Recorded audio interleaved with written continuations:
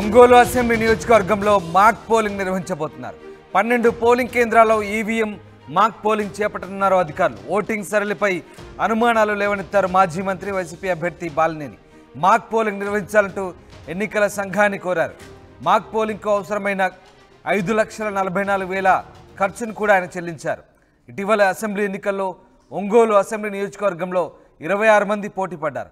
34,060 ఓట్లతో బాలినేనిపై దామచర్ల జనార్దన్ విజయం సాధించారు. ఈ నెల 19 నుంచి 24 మధ్య ఈవీఎంల మాక్ పోలింగ్కు సన్నాహాలు చేస్తున్నారు.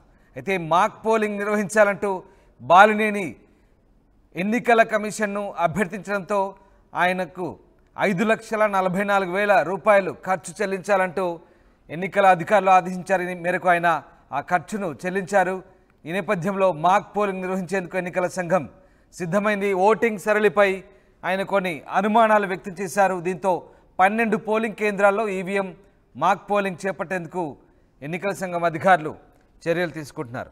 శ్రీనివాస్ జాయిన్ అవుతున్నారు ఒంగోలు నుంచి. శ్రీనివాస్, మాక్ పోలింగ్ నిర్వహించేందుకు ఎన్నికల సంఘం అధికారులు సిద్ధమవుతున్నట్టుగా తెలుస్తోంది. బాలినేని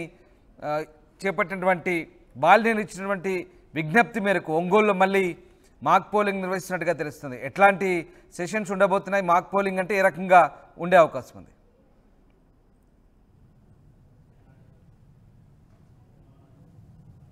లేని విధంగా ఒంగోలు నియోజకవర్గంలో అత్యధిక మెజార్టీ ఈసారి 34,000 పైచీలకు ప్రత్యర్థికి మెజార్టీ రావడం ఇది పూర్తిగా కూడా కొంత విరుద్ధంగా జరిగిందని చెప్పేసి మొదటి నుంచి కూడా మాజీ మంత్రులు బాలినేని శ్రీనివాసరెడ్డి ఆరోపిస్తున్న నేపథ్యంలో దీనికి సంబంధించి ఎన్నికల కమిషన్ కూడా సంప్రదించిన నేపథ్యంలో మాక్ పోలింగ్ ఒకసారి అవకాశం ఇచ్చారు. దీనికి సంబంధించి అనేక పర్యాయాలు పరిశీలించిన తర్వాత కూడా మాక్ పోలింగ్ నిర్వహించడానికి కోసం అయ్యే ఖర్చు 5,44,000 రూపాయలు చెల్లించిన పక్షంలో కూడా దీనికి ఒక నిర్దేశమైన డేటు అధికారులు కేటాయించి అధికారుల ఆధ్వర్యంలో మాక్ పోలింగ్ నిర్వహించే అవకాశం ఉందని చెప్పేసి నేపథ్యంలో కూడా దీనికి సంబంధించి ఆ బాలినేని శ్రీనివాసరెడ్డి ఇప్పటికే 5,44,000 రూపాయలు రుసుము చెల్లించారు. దీనికి డేట్ అయితే ఖరారు కావాల్సింది. కాకపోతే ఆగస్టు 15 వేడుకలు అంటే ఆగస్టు 15 వేడుకల తర్వాత ఆగస్టు 19 కానీ 24 మధ్యకాలంలో కూడా ఈ మాక్ పోలింగ్ నిర్వహించే అవకాశం ఉంది.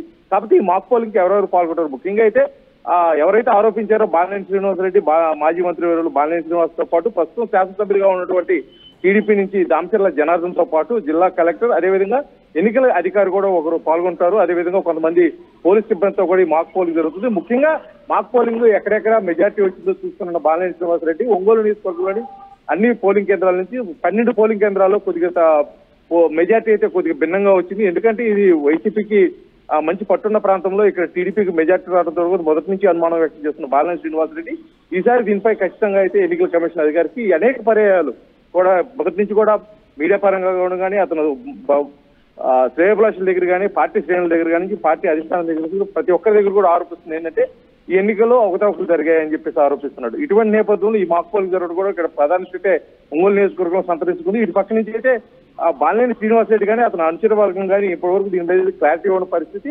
మరోపక్క ప్రత్యర్థికి ఉన్నటువంటి టీడీపీ నుంచి ప్రస్తుత శాసనసభ్యులు ఒంగోలు నుంచి దామచర్ల జనార్దన్ కూడా దీనిపై కూడా ఎటువంటి స్పందించిన పక్షంలో కూడా ఇది ఏ విధంగా జరగబోతుంది?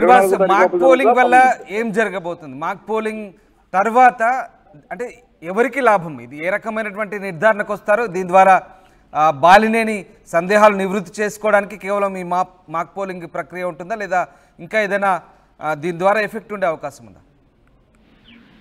గతంలో ఈవీఎం మిషన్కి మాక్ పోలింగ్ జరిగిన సందర్భాలు ఎక్కడా లేవు. బ్యాలెట్ పత్రాలు సమయంలో మాక్ పోలింగ్ జరిగింది. అది ఎన్నికల కమిషన్ ఇచ్చిన ఆదేశాన్ని జరిగింది. కానీ ఇది గతంలో అయితే ఎప్పుడు జరుగుతుంది, ఈసారి జరుగుతుందంటే బాలినేని శ్రీనివాసరెడ్డి ఆరోపిస్తున్నట్టు ఇది నిజమైతే ఖచ్చితంగా మెజార్టీ తగ్గవచ్చు, లేకపోతే బాలినేని శ్రీనివాసరెడ్డి గెలవచ్చు అని చెప్పేసి బాలినేని శ్రీనివాసరెడ్డి వర్గం ఆరోపిస్తుంటే మరోపక్క టీడీపీ నుంచి కూడా ఇది కేవలం ఎన్నికల స్టంట్ గానే చూస్తున్నాడు. అతను అనుచర వర్గం అతన్ని వీడిపోకుండా అదేవిధంగా అతనిపై సానుభూతి కోసమే ఇట్లాంటి డ్రామాలు అన్ని చేస్తున్నాడని చెప్పేసి ఇటు టీడీపీ నుంచి కూడా చేస్తున్నారు. మొత్తానికైతే ఇక్కడ లాభ నష్టాలు చూసుకున్నట్లయితే బాలినేని శ్రీనివాసరెడ్డి అనుకున్న విధంగా ఈవీఎం విషయంలో అవకతవకలు జరిగాయని భావించిన పక్షంలో ఇది బాలినేని శ్రీనివాసరెడ్డికి కొంత లాభం చేకూరచ్చు. కాకపోతే ఇది పూర్తిగా ఎన్నికల కమిషన్ ఆధీనంలో ఉంటుంది కాబట్టి ఇప్పటి వరకు ఈవీఎం విషయంలో ఎక్కడ కూడా ఎటువంటి అవకతవకలు జరగలేదు, ఎటువంటి పొరపాట్లు జరగలేదు కాబట్టి ఇక్కడ కూడా జరిగే అవకాశం ఉండదు అని చెప్పేసి మొదటి నుంచి కూడా వారు వాదిస్తున్న నేపథ్యంలో ఇటు టీడీపీ నుంచి అయితే భరోసాగా ఉన్నారు. కానీ బాలినేని శ్రీనివాసరెడ్డి కేవలం తన రాజకీయ ఉనికి కోసమే ఇటువంటి ఆరోపణలు చేస్తున్నారు, ఇటువంటి ప్రయత్నాలు చేస్తున్నారు. కానీ ఈవీఎం మిషన్ లో వేరే పోలింగ్ బూత్లో వేరే నియోజకవర్గాల్లో ఎక్కడా లేకుండా ఇక్కడ ఒకసారి ఏ విధంగా ఎందుకు జరుగుతుందని చెప్పేసి ఒక పక్క అయితే రాజకీయ విశ్లేషకులు చెప్తున్న పరిస్థితి.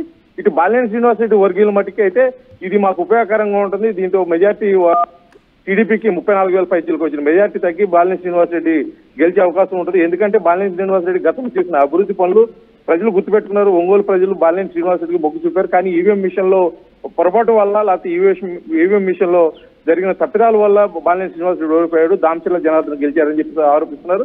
ఏదేమైనప్పటికీ కూడా ఏది అధికారికంగా ఇటు బాలినేని శ్రీనివాస్ రెడ్డి కానీ ఇటు అధికారుల నుంచి కానీ చేస్తున్న ప్రయత్నాలు ఇదిగో మేము ఇది చేస్తున్నాం అని చెప్పేసి ఇటు ఎవరి పార్టీని చెప్పలేదు. ఇప్పటికే Balineni Srinivas Reddy phone switch off వచ్చిన పరిస్థితి నాట్ రీచబుల్ లో వస్తుంది, ఎవరైనా సంప్రదించడానికి చేస్తుంది. కాకపోతే ఆగస్టు 15 తర్వాత ఆగస్టు 19 నుంచి 24 వరకు జరిగే ఈ మాక్ పోలింగ్ కార్యక్రమంలో అయితే ఖచ్చితంగా బాలినేని శ్రీనివాస్ రెడ్డి మాజీ మంత్రులు పాల్గొనడం పరిస్థితుంది.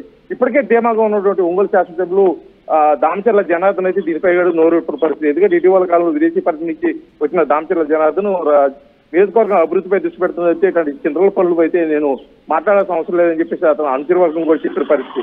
మొత్తానికైతే ఈ మాక్ పోలింగ్ ఈ ఒంగోలు నియోజకవర్గంతో పాటు ఉమ్మడి ప్రకాశం జిల్లా పెద్ద హాట్ టాపిక్ గా ఉంది. ఇది నిజంగా మాక్ పోలింగ్ ఎటువైపు దారి తీస్తుంది అంటే ఇది నిజంగా ఈవీఎం యంత్రాల్లో ఉన్నటువంటి లోపాలని బయటకు తీస్తుందా, లేకపోతే బాలినేని శ్రీనివాస్ రెడ్డి ఎన్నికల స్టంట్ లో భాగంగానే ఇటువంటి ప్రయోగాలన్నీ చేస్తున్నాడా, లేకపోతే ప్రత్యర్థులు అంటే యంత్రాంగాన్ని ఎవరైతే ఎన్నికల యంత్రాంగం ఉందో వారిని తప్పుపట్టడానికి ఇటువంటి చేస్తున్నారా, లేకపోతే నిజంగానే అతను ఆరోపిస్తున్నట్టు ఈవీఎం మిషన్ ఏదైనా పొరపాట్లు జరిగాయని చెప్పేసి పూర్తిగా అయితే మాక్ పోలింగ్ జరిగిన తర్వాత అయితే తెలియాల్సిన పరిస్థితి ఉంది. మొత్తానికి ఇక్కడ ఈ టాపిక్ అయితే రాష్ట్ర వ్యాప్తంగా కూడా ఎక్కడా జరిగిన విధంగా మాక్ పోలింగ్ మరోసారి ఇక్కడ జరుగుతుంది. దానికి సంబంధించి ఇప్పటికే రుసుము కూడా 5,44,000 రూపాయలు చెల్లించుకున్నాడు. 12 పోలింగ్ బూతుల్లో మరోసారి రీకౌంటింగ్ జరగాలి ఈవీఎం మిషన్ ద్వారా. అది మొత్తం కూడా గంటన్నర వ్యవధిలోనే ఈ కౌంటింగ్ ప్రక్రియ పూర్తవుతుంది. కాబట్టి అది ఏ సమయంలో పెడతారు, గూఢంగా పెడతారా లేకపోతే బహిరంగంగానే అందరిని ఆహ్వానించి ఇది చేస్తారనేది బట్టికి అధికారులు నోరు విప్పి చెప్పేస్తే కానీ తెలియని పరిస్థితి ఉంది.